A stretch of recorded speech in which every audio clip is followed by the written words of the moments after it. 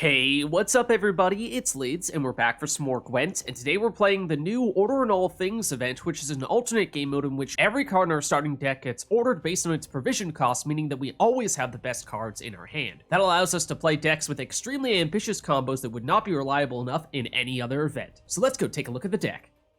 So today we'll be playing a Northern Realms inspired Zeal deck that is all about spamming as many copies of the Blue Stripes Commando as possible, because if we create a bunch of copies of them in our deck, we can then use that order ability to summon them all out onto the board, and at 4 points apiece, that's pretty solid value. The way that we make that happen is by using King Foltest to boost those commandos, and that creates the copies in our deck, which means once we click on the order, we summon all of them out to that row and get a bunch of points. So the key thing here is to get Foltest on the board early and protect him so that he can use this ability as many times as possible before he gets answered. So that means generally, especially since we know exactly what our starting hand is going to be, we'll start off with Donimir, probably in the range row. That is our defender, so that keeps things safe.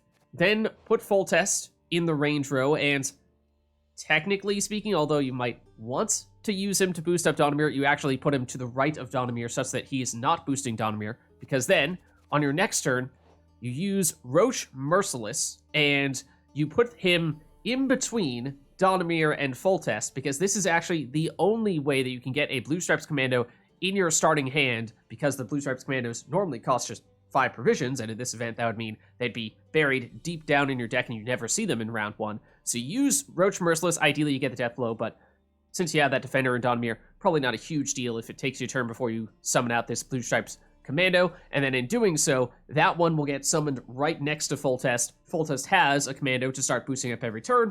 Foltest creates a copy of the commando, and that whole process we were just talking about gets initiated. So that's how you get a bunch of Blue Stripes Commandos on the board, which is 4 points per turn, 5 points if you're including the boost from Foltest as well. So that's solid value, but that might not quite be enough to win the round by itself. So, in addition to that, next on the list is either to play Queen Meve, or to play, alternatively, Vysogota, and whichever one you don't play in your next turn, you're probably playing immediately after. So, Vysogota, obviously, you'd want to put in the range row. Meve, you might want to put in the melee row, just because you're going to not have that much room fitting stuff behind Donimir after all those commandos start coming in. So you use Vysogota or a leader ability charge to boost up Meve, and that means that Meve will then, after a few turns, boost every unit on the board, and because you're summoning in all of these commandos, that means Meve is going to give you huge value, and of course, also Vysogota, if left unanswered, is capable of doing a bunch of boosting as well. So those are the other ways you can get a bunch of additional points in round 1. Those are probably going to be enough for you, but if that, for whatever reason, is not, then you do still have a few more options in addition to that. We have Vernon Roche, which will play the top 2 cards from our deck, which, because our deck is ordered by its provision cost, that means that we know definitively what we're going to get out from our deck, and it's going to be good cards, because they're highest provision cost cards that we have left in our deck. So that's one way to not only get a bunch of high-value cards on the board, but also give you a bunch of additional cards played to quickly get more charges for Vysogota, since we aren't playing him at the very beginning of the round. Gives you a way to at least get decent value out of him, even if you're playing him about in the middle of the round. So then, the cards you're going to get out with Roche are going to be Trollololo or Voymir. Voymir, of course, being a finisher for when you have all of those commandos on the board, and then Trollololo being a great option to have on the board if you have Vysogota. You actually save many of your Vysogota charges. Obviously, we were talking about how you might want to use one to boost up Meve at least once. That's all she needs. And then try to save the other charges so that once you get Trollololo on the board, then you use those order abilities, and suddenly Trollololo gets tons of armor extremely quickly, and that allows him to get a high value boost from his order ability, even if you aren't playing him at the very beginning of the round. So that's another way you can get more value in round 1. Otherwise, you can save some of those guys for round 2 or round 3. Similarly, we also have Vissegerd, who, because, especially when combined with Meve and or Vysogota, there should be a lot of boosted cards on our side of the board. He should have lots of charges for his order ability. So that means tons of damage, and if you have not yet used the order ability on Trollololo, then this is another way to give tons of charges really quickly to Trollololo and make him especially powerful. So Vissegerd, I mean, at this point, we're talking about a very long round 1, so this is probably something you're going to end up saving for round 2 or round 3, but is theoretically an option to consider at the very least. And especially because with our leader ability, we can give him Zeal. He can even be the last card that you play. Give him that Zeal with your order ability, and then you can immediately use that high burst of damage for lots of tempo. So that's the big stuff we're looking for in round 1. Some of that probably bleeding over into a later round as well. And when we're talking about later rounds, what we're going to want to do is use Princess Pavetta, because with Pavetta, we can put all of the additional commandos that we played in round 1 back into our deck. The problem with that is that because they're getting shuffled back into our deck, they are not necessarily going to be ordered with top provision cost cards at the top, so we can't guarantee we're going to get them in a later round. But we'll talk about that more in just a second. But most importantly, just gives us our commandos back in round 2/3. So, of course, the more that you created in round 1, the more effective this is. That's why we do generally like a long round 1. So then, of course, our win condition for round 2 or round 3, whichever one you're looking to play in, is to get those commandos back out onto the board. And the way that we do that, definitively, is with Garrison, because since this is a high provision cost card, it will be in our starting hand, guaranteed. So we use this to create a copy of a Blue Stripes commando, and then with that, if necessary, you can use leader ability charge to get the Zeal. That way you are 100% sure that you're going to get that order ability, summon all of them out from your deck, and hopefully completely fill a row with them. Might even have some additional commandos still hanging out in your deck even after having done that. And that means that once you've done that, you can do things like use Reaver Scouts to create another copy of the Blue Stripes commandos in the other row, and then use that order ability on that commando to summon all the remaining ones from your deck onto that row. So you're getting tons and tons of commandos. And then, obviously, with the Garrison order ability, you can boost up all of your commandos for solid value. If you still have cards like Voymir, that is another way to do the same thing. And if you have a lot of boosted cards on the board, as we were saying, if you still have Vissegerd, that's a ton of damage as well.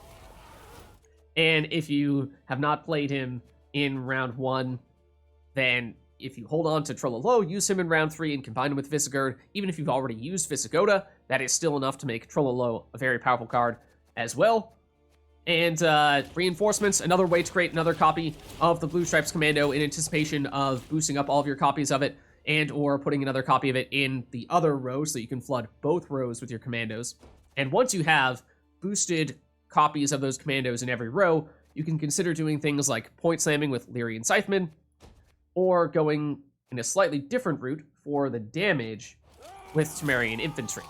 And that's really all there is to it. I mean, there are a few other throw-in cards. If you happen to have a Redanian Knight at the beginning of round 3, then you can throw this in because it is an engine, whereas the Blue Stripes commandos aren't that time sensitive, but that's a relatively minor thing. So, for the most part, it's all about creating as many copies of those commandos as you can in round 1, and then using Pavetta to put them back into your deck, giving you a sort of carryover that is a little bit unusual, and then summon them all back out and get a bunch of boosts on all of them, giving you more value from a bunch of your other cards as well. So let's go see it in action.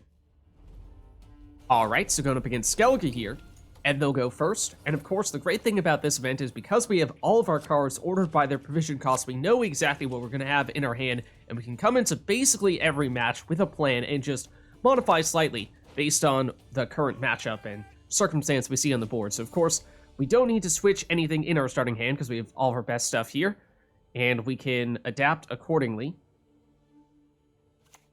They start with Covenant of Steel. Well, fittingly enough, we're going to start with our defender as well, though we're going to go range row because we eventually may end up playing Vysogota in this round, and he's of course row locked to that range row. Okay, they're going Meluspam. Or she is usable in many different types of decks, so don't know exactly what they're going to do with her yet. Next, it's Foltest, and although putting him to the left of Donimir would mean we can boost Donimir, we actually need him to be to the right because we're going to end up spawning in some cards in this row, and we need Foltest to be in this spot in order for him to be in position to immediately start doing that boosting where we need it to happen. Rune Mage into the Skellige copy gives them a Heme Protector, which is actually fantastic when they have Meluspam on the board. They'll do some Rain, and so now we go with Roche Merciless. Make sure you click on the right Roche, and we actually need to put him in between Donimir and Foltest here, because once we do end up spawning in that Blue Stripes Commando, that means that's going to be right next to Foltest, and that is where it needs to be to get boosted every turn and create a copy of it in our deck, and then we can summon those out every turn as well. So that means that the longer this round goes, the more valuable it is to us. That means more commandos in total, and we'll bring all those commandos back in a later round. They may be looking to do something pretty similar here with Melusine. If they can bring her back onto the board, either with a Sigrifa's Right or Fukusia, or maybe even something like Lippy, and then replay her from their deck. So it's almost like this is the Skellige version of our deck. But other than that, I guess it makes sense with the Rune Mage that they're doing some other create stuff. But so there is the Commando. So now we need to keep that next to Foltest, and you can either go Vysogota on this turn, or you could go Meve. I'm going to go Vysogota just because we've taken some damage from the rain, and I suspect, seeing as how this is Skellige, yes, we do still have Donimir on the board, but want to be a little bit wary of them potentially destroying some stuff and disrupting this combo here. And the other thing to be concerned about is with that leader ability, they can flood our rows a little bit here. There is some removal. Yes, okay. So that is a bit concerning in that case. And so, Meve would normally be next unless we want to adjust because of the damage they have. I guess we will still go Meve here. So once she's on the board, we can use Vysogota to boost her up. If you don't already have Vysogota on the board and you're feeling rushed, you could even use the lead ability charge on her to make it happen. There's the order ability for the Commando, summoning all the ones that we created with Foltest onto the board from our deck. So yeah, even though Meve does not have a order ability that matters from a Zeal standpoint with our leader ability, just giving her a way to get boosted on the same turn you play her means that you're going to more quickly activate her ability, and since we have the additional copies of all of these commandos on the board, that's solid value. They do have the damage to destroy Foltest. That's unfortunate, because we would have liked for him to have stuck around a little bit longer so we could have created a few more of those commandos. Not a ton. We can still potentially make a few more in a later round, but it's not quite the value we were looking for in round one here. If we use the other Roche, then we will get the top two cards from our deck, and because our deck is ordered with our highest provision cost cards at the top, that means we're guaranteed to get some good stuff here. And there is one of the ways to create another copy of the commandos. Generally, you want to put most of them in one row, or at least they're all going to end up in one row to start off once you use your initial order ability to summon them out from your deck. But then if you get another one out, then you put that one in the other row, and that means that if we still had Foltest on the board and we're still creating copies of them in our deck, then we could summon those out to the melee row at this point. Gonna wait to use that Trollololo order ability, because as long as we have Vysegerd on the board, he's going to get a lot of armor from every time we use one of those Vysegerd charges, so that can become a big factor long term. They're going to go Royal Decree, though. Actually, a little surprised they need a tutor here, but okay, well, Whale Harpooner could move Vysegerd out of the range row. They don't opt to do that, though. They damage Meve by a lot instead. Now, we do, of course, have Vysegerd, which may give us enough boost to get Meve re-inspired, but I'm not sure that's going to be enough. We would kind of like to be ending this round relatively soon because Foltest has been removed, and so we no longer are benefiting all that much from having a longer round. Usually I'd like to save Voymir for round 3 when we bring back those commandos to give us a nice finisher, but I think given the circumstances here, we want to make sure that we at least get Meve inspired so that we can activate that ability, and she needs one more boost. So this is what I was just talking about before. In some cases, even though Meve doesn't have an order ability that needs Zeal, just using that to get a few more boosts on her, make sure she's inspired, and trigger that ability. That's enough for them to say they don't want to go any further in this round. We could have gone with Vissegerd if they pushed further, but no need here. So that means we'll win round 1.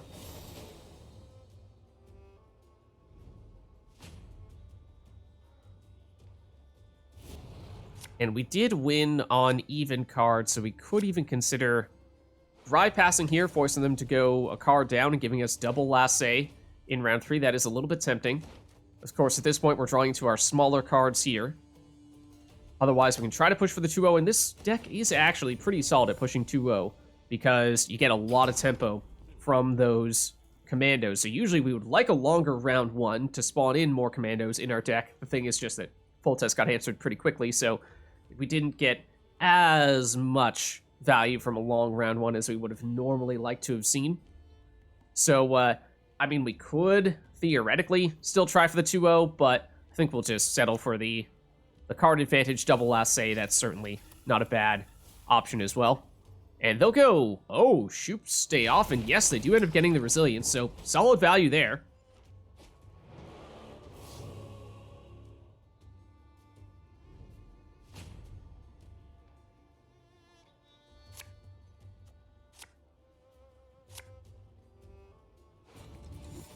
Okay, and so now we have some Reaver Scouts we can use to create additional copies of those commandos. Temerian Infantry, Lyrian Scytheman, those are point slams, so once we get all those commandos boosted up.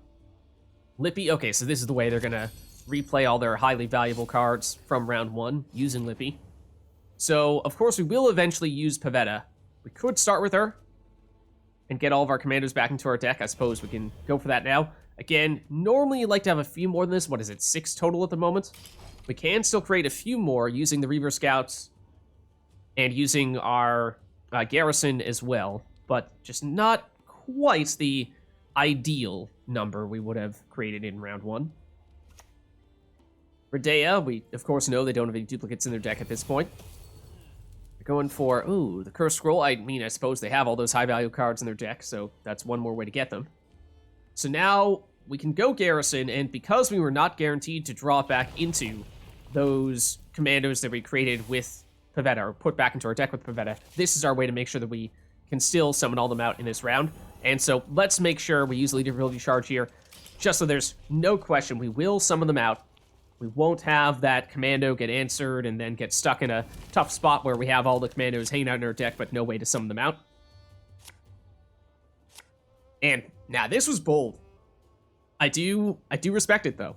The Troll Porter melee row banishing their hand and replacing it with the stuff in their deck. That means they're getting rid of all those weak cards and replacing them with all the strong cards they just recycled with Lippy. And we could use Leader Ability Charge on a Reaver Scout to give it the Zeal in case we were worried about it getting answered, and that way we can make sure that we still get a commando. But since we have, I think, still one more Reaver Scout, it's not too much of a concern here. We are running a little bit low on the board space in our range row, but we have a ton of soldiers. That means we have tons of damage. And so there, we can just get rid of one of their big engines. And honestly, probably should have put that Reaver, or rather the Commando in the melee row there, because that range row is going to get very crowded, and we have several cards that we want to put in a row with a lot of boosted units. Both the Temerian Infantries and the Lyrian Scytheman, and obviously we won't have room for all of those there, so going to have to make some compromises there, and one of them is, or perhaps even two of them, are going to be rather weak. Priscilla, I don't think that's going to be a huge factor. I mean, I guess Meluspam could deal some damage to them, so healing could be somewhat helpful. Let's get the other Reaver Scout out here as well, and this one we'll definitely use to create a copy of the commandos and put that one in the melee row this time. So we want to wait to get as many of the commandos out as possible, then we'll use the Garrison order ability to maximize value on that. That's one of the reasons why, if we hadn't used Voymir in round 1, I mean, usually I do like to save it for later rounds. Oh, they... Huh. Okay. Sure. So we could create a commando here, and I think we will, in our melee row. Now the question is, we have a bunch of stuff that, I mean, ideally would be going in that range row when we have a bunch of boosted commanders. So that's the last of the Blue Stripes commandos we're going to create. So might as well use that order building now, get them all boosted up. And I suppose we'll go Scytheman here, just because I'm not thinking we have too many things that are a high priority to remove, since there's that defender in the range row, kind of hard to break through that, and no engines outside of, you know, I guess Priscilla. There is the big Meluspam we were expecting to see, hiding that behind the defender, not so surprisingly. This is a concern, though. They use the leader ability, and that spawns in a bunch of low-value cards here, and that is flooding our rows to the point where I think we're only going to be able to play one, maybe two more cards. No, just one. Unless they are going to help us out and remove some of them. So I think this has to be Vissegerd here, and we do have a bunch of boosted units, so that is nice. So he will give us a ton of damage, and we could use leader ability on him to give him the Zeal and immediately activate him. And that means we can take out whoever we'd like to take out. They do have that healing from Priscilla, so I think we want to outright remove. And I think that means shoot Knight is the best target here, otherwise we're going to fall a little bit short if we go after Patricide. I think we're going to have, what, one leftover damage, and so that one damage is going to get healed, and that's not a huge deal. Just throw it on really either of them. Gotta be canceled out, so we won't have room for either of those Temerian Drummers unless they remove one of them. But we have a solid lead here, so what is their finisher? Because it might not be enough for them. As I said, it was interesting. It was sort of The Skellige version of our deck, they went for tons of carryover with Meluspam. We went for tons of carryover with the Commandos. They don't have any way to use that Whale Harpooner, and so we will hold on for the win. All right, so going up against Nilfgaard here, and they'll go first. And of course, we know what we're going to draw into here, but between that imposter leader ability and their stratagem as well, giving them a lot of control, this is a bit concerning because we do have a lot of engines in this deck, so we can very much get shut down by all that control. We do, of course, have our defenders, so that helps, but we can't protect everyone with Donimir, and if Donimir gets answered, then we could be in a lot of trouble here. So we're going to have to be quite careful and may need to modify our approach here in this match a little bit for that reason, but we'll see what they go with. They'll start with Operator. Oh. Into a Practitioner, which they immediately lock on our side. Okay, so that probably means they're going for a Practitioner spam here in order to create a bazillion copies of something. Question is, what? And, well, I mean, we might be able to answer some of those Practitioners, but probably not all of them. So we'll see how this develops here, but this could get quite interesting quite quickly. Okay, now that is a huge concern. Heat Wave on Donimir means none of our engines are safe. And because they have that leader ability Imposter, they can lock and create a copy of some of our engines, and I imagine many of them would be quite nice. They would love to have them. So the question here is basically just, what are we willing to use as our sacrificial lamb? Because all this stuff that we have here is pretty important, at least in some way in the process of creating those commandos or getting boosts and getting more powerful from all the commandos. So what is the most disposable here? Assuming that whatever we play first is likely to get answered, that's tough to say. I don't think it can be Foltest. I think maybe we go for Roche because, sure, we can hit that Practitioner. It's obviously not enough to destroy it, but I'm thinking that maybe Roche is not enough to inspire them to go after him. Whereas if we had gone for something like, say, Vysogota, guess is that they would immediately try to use their lead ability on him. Iteran. Okay, so yes, it is definitely going to be Practitioner spam in that case, and that is just a way to create more copies of them. But it does mean, at least for the moment, that Roche was unanswered, so that means we can get one of our commanders, or rather commandos, on the board here. So that is helpful. So we would normally like to do that and then play Foltest afterward, but I think that Foltest is very much a card that would immediately get impostered because that is not only an engine that could help them out, but even create additional copies of the Imperial Practitioner, which is exactly what they're trying to do. So I think we're gonna have to do something else to bait out that leader ability. Let's at least use Roche here. I think it has to be Vysogota. I think it's big enough that my hope is they use their leader ability on it so that we can safely play our Foltest on our next turn, because that is something we want to use as quickly as possible. But the threat of control makes that not a safe play at the moment. But Duchess's Informants, to create a copy of that Practitioner that they created. Okay, well, maybe they're so caught up in creating those Practitioners that they're a little bit distracted, and we can go with Foltest here, and they're just gonna create as many Practitioners as they possibly can and allow us to set up a little bit as well. In which case, let's, use Vysogota, just because I think that it's still a decent chance he's going to get answered in some way here. So we'll see. This is kind of the moment of truth. We got at least a little bit of value out of Foltest. But no, it's more Practitioners. The question is, will they use leader ability, though? Or is that just for Practitioners? Maybe it's just for Practitioners. Okay, so in that case, next up would probably be Meve. If we think it's safe to play here, we can, of course, use Vysogota to boost her as well, and then use that to get a bunch of boosts on all of our other units here, of which we have several.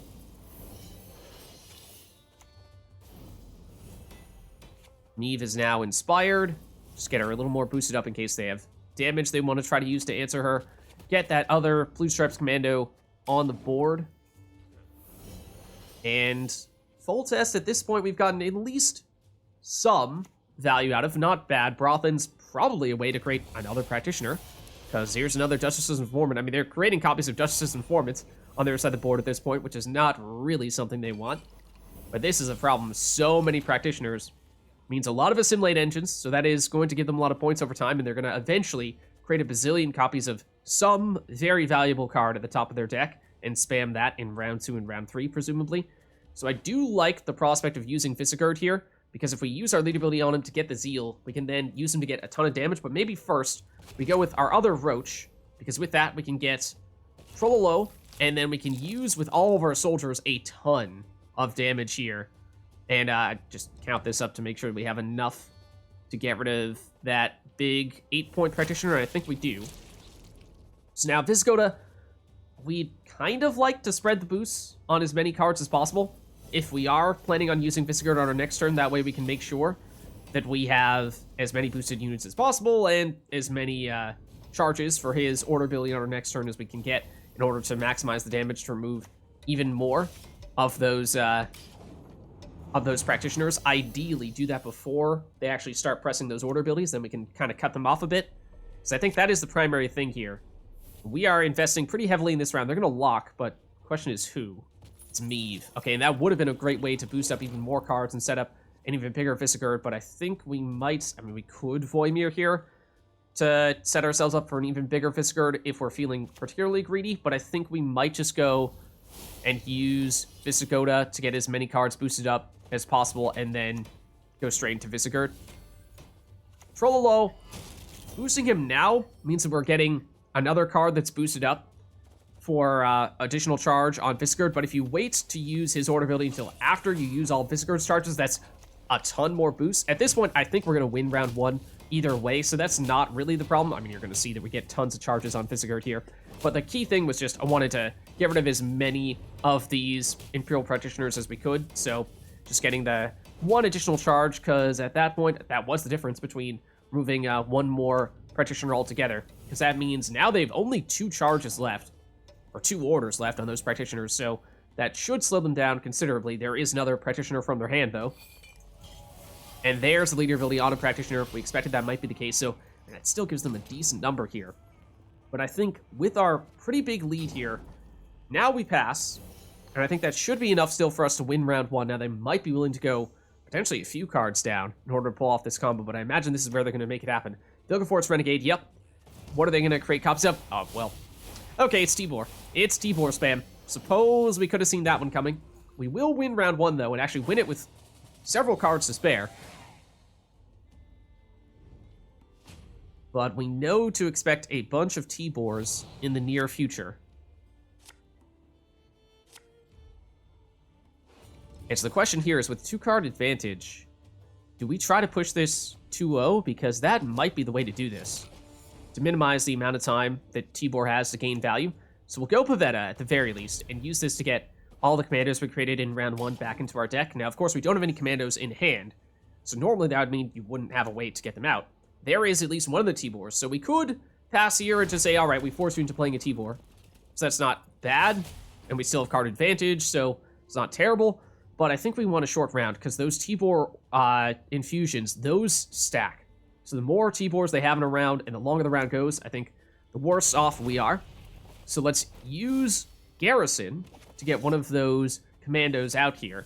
Use our leader ability to give Zeal to it, and then fill an entire row with commandos, because we had a bunch that we created in round 1. And I think going wide like this makes the Tibors much worse, because what they want to do is point slam with Tibors and stack a bunch of those infusions on the same one of the commandos. That way it's 2 damage per turn.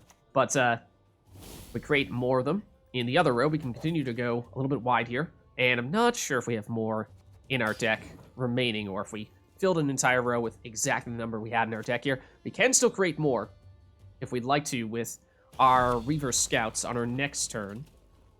We know they have what I assume is just 1 more Tibor in their hand. Go for the Redanian Knight. Yeah, we do still have 1 in our deck. Go for the Redanian Knight, because it is an engine, does gain value over time. But then we'll have Voymir, and we'll have the Order ability on Garrison will be our point slams here, I think. Then it's Oniro. Okay, into another Tibor. Yep.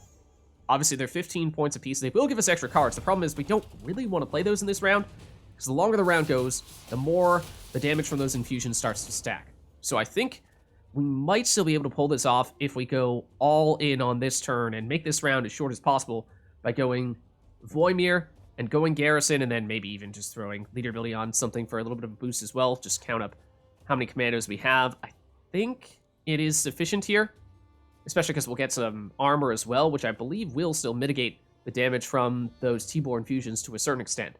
So I think we go for it. Voymir, obviously, on the commandos. Same with the Garrison ability. And that gives us a 9-point lead. Might as well throw a leader ability on just to get us a little bit higher up there. Here's the damage from the Tibors. It's not enough, though. So we'll hold on for the 2-0 win, even against Tiborspam. So there's a look at a Northern Realms commando spamming deck for the new Order in All Things seasonal event. If you liked the video, then make sure to hit the like and subscribe button and leave a comment down below to let me know which other cards, archetypes, and factions you'd like us to experiment with next. Thank you all for watching, and I'll catch you next time.